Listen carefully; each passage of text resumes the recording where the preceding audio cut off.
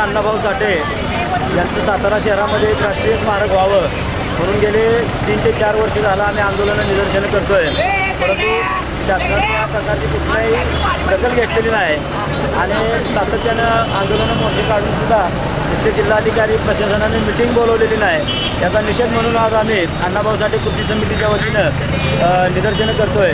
यामध्ये आमच्या प्रमुख मागण्या आहेत। या सातारा जिल्ह्यातले एक प्रमुख शेतकरी, वेठबिगार, मागासवर्गीय जे लोक आहेत यांना पिवळ्या शिधापत्रिका मिळाल्या पाहिजेत। त्याचबरोबर गेले 8 दिवसापूर्वी कराड येथील शिवाजी शिक्षण संस्थेचे सेक्रेटरी प्रकाश पांडुरंग पाटील यांच्यावर अॅट्रॉसिटी ॲक्ट खाली गुन्हा दाखल झाला होता, परंतु त्यांना कुठल्याही प्रकारची अटक झालेली नाही। तिसरी मागणी आमची अशी आहे की पारधी समाज गेल्या अनेक वर्षापासून सातारा शहरामध्ये वास्तव करतोय।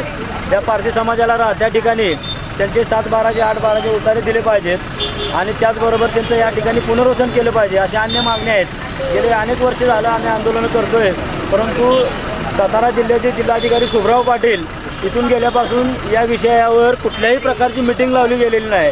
याचा निषेध म्हणून आज आम्ही जिल्हाधिकारी कार्यालयासमोर निदर्शने करणार आहोत आणि त्याचबरोबर येत्या 8 दिवसामध्ये जर का जिल्हाधिकाऱ्यांनी याची दखल घेतली नाही तर जे गंभीर स्वरूपाचे आंदोलन आम्हाला करावे लागतील आणि याचा उठाव करावा लागेल।